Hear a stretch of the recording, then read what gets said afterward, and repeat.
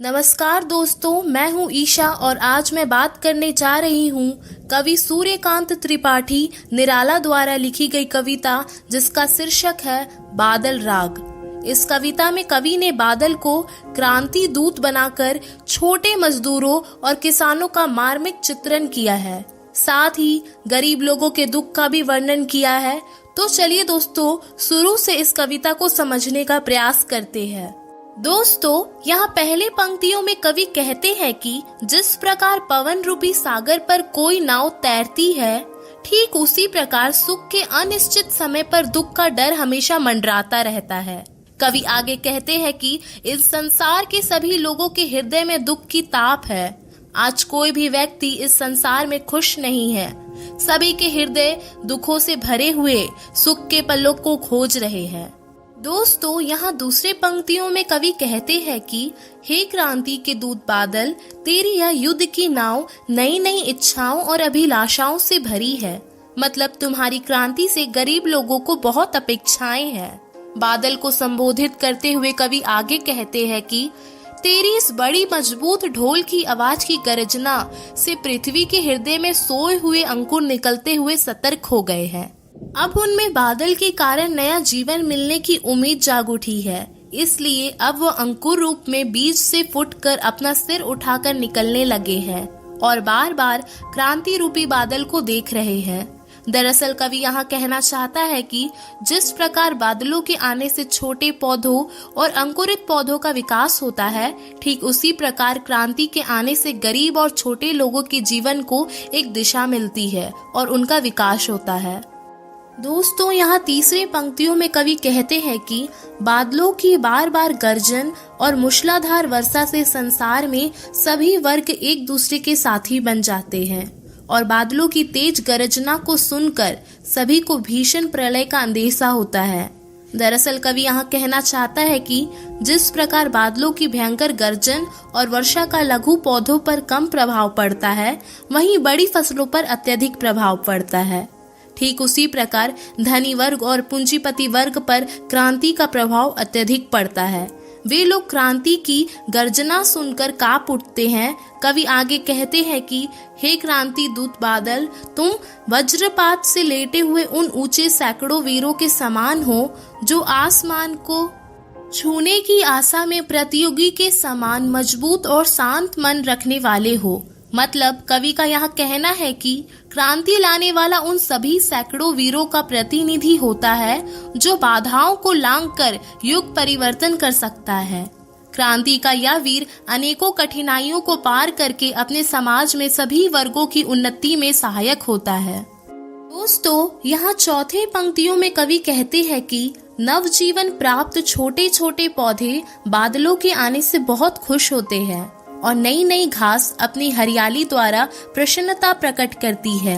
ये छोटे छोटे पौधे हवा में हिलते हुए अपने छोटे से शरीर को जब हिलाते हैं तो ऐसा लगता है जैसे खुशी के कारण ये तुम्हें ही बुला रहे हैं। बादलों द्वारा बारिश की बाढ़ से इन छोटे छोटे पौधों का कोई नुकसान नहीं होता। कवि का तात्पर्य यह है कि निम्न और गरीब लोग क्रांति लाने के लिए तैयार है। क्रांति के आने से उनके मन में खुशी झलक रही है। इस क्रांति का गरीब लोगों पर इतना प्रभाव नहीं पड़ता जितना कि उच्च पूंजीपति वर्ग पर पड़ता है। क्रांति के इस प्रभाव के कारण जहां निम्न वर्गों को खुशी मिलती है, वहीं धनवानों के हृदय में भय के बादल मंडराते हैं। दोस्तों, यहाँ पांचवें पंक्तियों में कवि कहते हैं कि पूंजीपतियों को हमेशा डर रहता है कि कहीं क्रांति के कारण उनकी ऊंची ऊंची इमारतें ना गिर पड़े, कहीं उनके अत्याचार के कारण निम्न वर्ग उनको हानि ना पहुंचा दे। इस बात से उच्च वर्ग हमेशा भयभीत रहता है।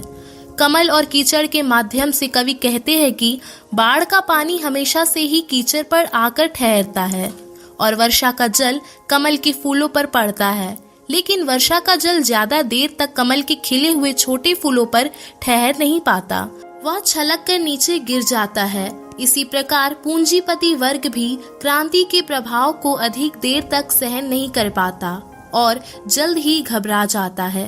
केवल गरीब वर्ग ही कीचड़ के समान क्रांति को आधार प्रदान करके उसके प्रभाव का सुपरिणाम प्राप्त करते हैं। दोस्तों, यहाँ छठी पंक्तियों में कवि कहते हैं कि नवजात शिशु का कोमल शरीर अनेक रोगों और दुखों के होते हुए भी हमेशा हंसता रहता है। उसी प्रकार निम्न वर्ग भी अनेक मुसीबतों में भी खुश रहता है, लेकिन वही अवरुद्ध धन वैभव से संपूर्ण और संतोष होने पर भी धनी वर्ग व्याकुल है। मतलब क्रांति के डर के कारण धनी और उच्च वर्ग तनाव युक्त और व्याकुल है। धनी लोग अपने प्रियतमा के शरीर से लिपटे हुए भी कांप रहे हैं और डर कर अपना मुंह भी ढांप रहे हैं। धनी वर्ग बादलों की गर्जना रूपी क्रांति की ललकार सुनकर डरे हुए हैं। बादलों की गर्जना की यह ध्वनि पूंजीपतियों के लिए गंभीर चेतावनी का प्रतीक है और क्रांति का डर उच्च वर्ग के लिए कंपन पैदा करने वाला है। दोस्तों, यहाँ 7वें पंक्तियों में किसान की दयनीय अवस्था का वर्णन करते हुए कवि कहते हैं कि आज किसान इतना कमजोर हो चुका है कि उसकी भुजाओं की ताकत कमजोर पड़ गई है और शरीर अत्याचार सहन करते हुए कमजोर हो गया है। कवि आगे कहते हैं कि हे क्रांति के दूत बादल, तुझे यह कमजोर और अत्याचार से घबराया हुआ किसान तुझे पुकार रहा है। हे क्रांति को उठाने वाले वीर बादल, तू ही उसके दुखों को दूर कर सकता है। अत्याचारी जमींदारों ने किसानों पर बहुत अत्याचार किए हैं और उन अत्याचारी जमींदारों ने किसानों के शरीर से सारा खून चूस लिया है। आज किसान का शरीर इतना कमजोर हो चुका है कि उनके शरीर में केवल हड्डियों का ढांचा ही बचा हुआ है। अब केवल बादलों के आने से ही अच्छी वर्षा के कारण अच्छी फसल हो सकती है और वह जमींदारों के चुंगल से निकल सकता है। अब क्रांति रूपी बादल ही उनका रक्षक है और वही किसानों के जीवन का नया विकास कर सकता है।